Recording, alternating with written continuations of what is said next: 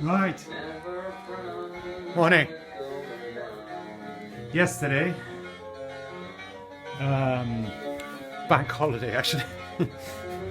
I came in, we worked, and we finished the bonnet, sprayed it,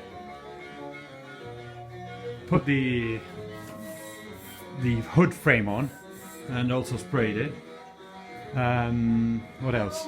Little bits and pieces. I gave the whole car a blow over.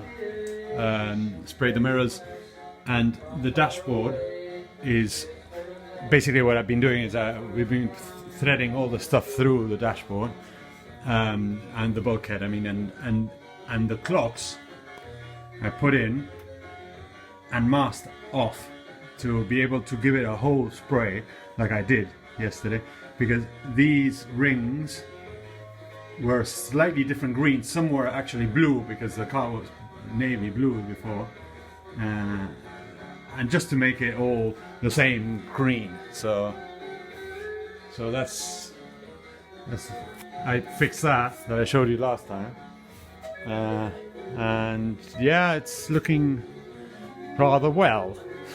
So